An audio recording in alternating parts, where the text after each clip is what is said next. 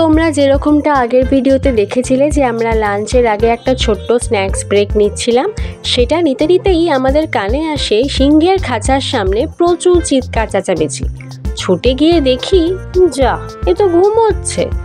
একটু বাদে আবার যখন আমরা স্ন্যাক্স ব্রেকটা শেষ করে সিংহের খাঁচার সামনে আসি, তখন কি দেখলাম জানো? দেখলাম কর্তা গিন্নি মিলে রোদে পিঠ দিয়ে বসে বেশ সুন্দরভাবে গল্পের আসর জমিয়েছে।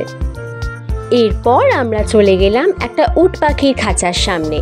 উট পাখি তো আমরা আগেও দেখেছিলাম, কিন্তু সে বেচারা এত লাজুক ছিল যে তার মুখটাই ভালো করে দেখা হয়নি।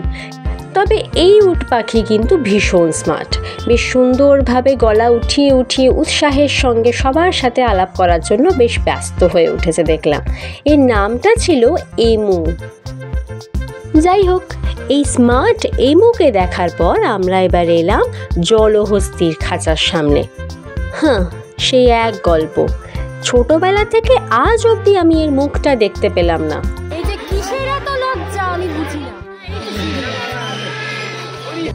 এরপর কিছু নাম না জানা হাঁস ও পাখি।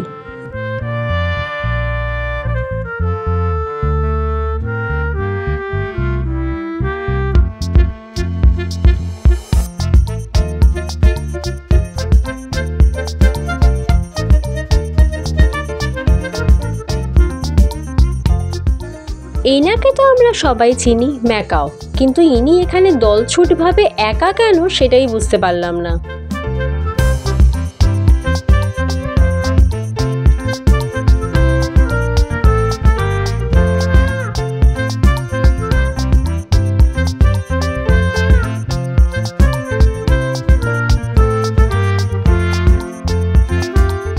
এইসব দেখে দেখে আমরা সোজা চলে গেলাম সজারুর খাঁচার সামনে। কিন্তু সজারু মহাশয় কই? তাকে তো কোথাও খুঁজেই পাওয়া যাচ্ছে না। হঠাৎ করে দর্শনার্থীদের শোরগোল শুনে সেই চিৎকার অনুসরণ করে চললাম ক্যামেরা হাতে। দেখতে পেলাম এইখানে তিনি ঘাপটি মেরে বসে আছেন, কিন্তু এ তো ঝাপসা ছবি, কিছুই বোঝা যাচ্ছে না। দাঁড়াও দেখি ক্যামেরাটা একটু জুম করে কিছু ক্লিয়ার ফটো তোলা যায় কিনা। এই তো, এইবার পরিষ্কার বোঝা যাচ্ছে। এইবার আমরা এলাম একটা পাতি শিয়ালের খাঁচার সামনে। খাঁচা বললে ভুল হবে, ওই বিশাল আকারের কাচের বক্স টাইপের। প্রথমে তো তাকে খুঁজেই পাওয়া যাচ্ছিল না, তারপরে অনেক পরে দেখতে পারলাম ওই যে আর্টিফিশিয়াল পাথরগুলো সারিবদ্ধভাবে বসানো আছে, তারই ওপর এক জায়গায় চুপ করে বসে আছেন তিনি।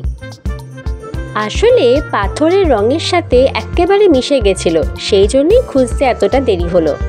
এরপর আমরা চলে যাব গোল্ডেন জ্যাকেলের কাছে। এও এক প্রকার ওই শিয়ালি, তবে একে আমার ভীষণ পছন্দ হয়েছিল, কারণ গোটা চিড়িয়াখানার মধ্যে এ ছিল সব থেকে অ্যাক্টিভ প্রাণী। দেখো কিরকম আমাদের দেখে লুকিয়ে থাকেনি, বরঞ্চ র্যাম্প ওয়াক করতে আসছে আমাদের সামনে।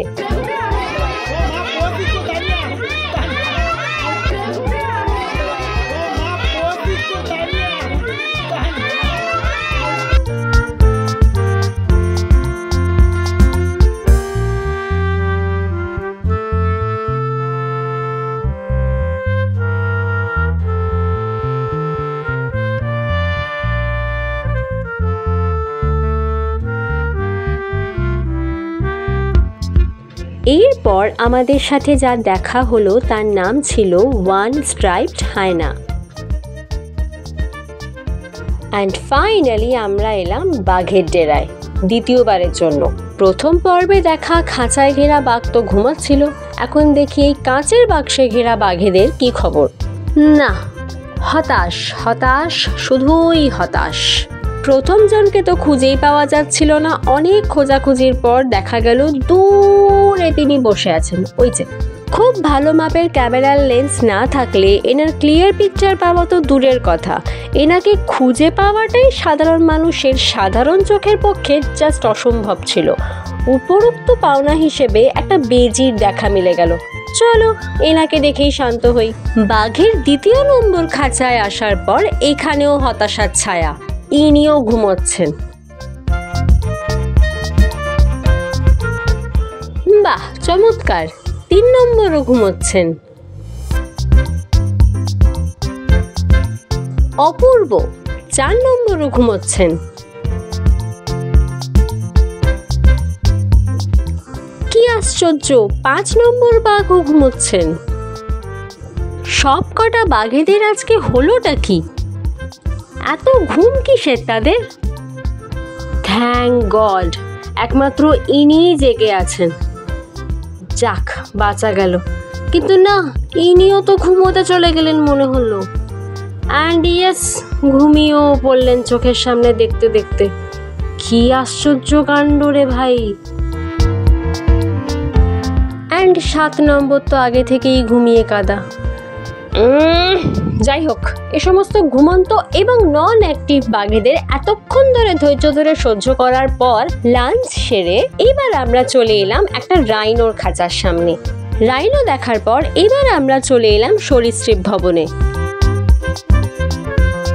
এখানে রয়েছে অ্যানাকন্ডা এবং আরও অন্যান্য কিছু বিষাক্ত মাপের সাপ এবং রয়েছে কিছু সরীসৃপ প্রাণীও। তো চলো যাওয়া যাক ভেতরে।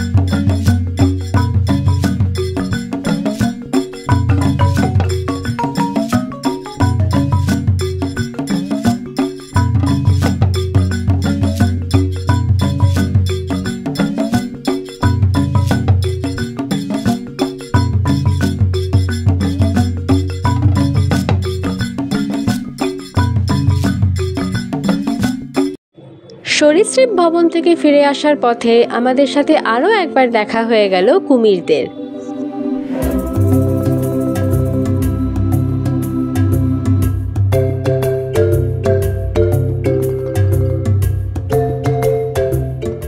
দেখা মিলল হরিণেরও।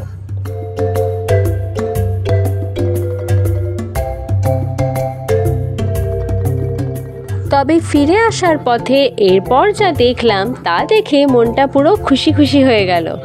মনে হচ্ছিল না, চিড়িয়াখানা আসাটা সার্থক, পুরো ফুল পয়সা ওসুল যাকে বলে। 2 ভাল্লুকের জোরদার লড়াই।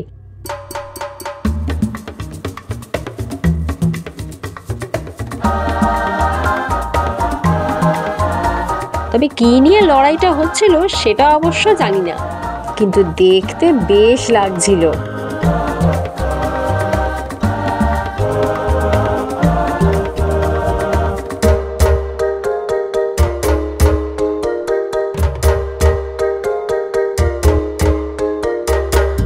এরপর দেখা মিলল সেই ক্যাসুয়ারির, যাকে প্রথম দিকে সম্পূর্ণ অবস্থায় দেখার জন্য কত কিছুই না করেছিলাম।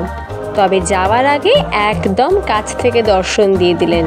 And last but not the least, আমাদের জাতীয় পাখি ময়ূর। চিড়িয়াখানায় এসে এরকম কিছু সুন্দর এবং অপূর্ব মুহূর্ত এবং প্রচুর আনন্দ এই মন খাঁচায় বন্দি করে নিয়ে শেষমেশ আমরা বাড়ি ফিরে এলাম। চলো আজ এ পর্যন্তই, দেখা হবে আবার পরের কোনো ভিডিওতে। ততক্ষণের জন্য ভালো থেকো।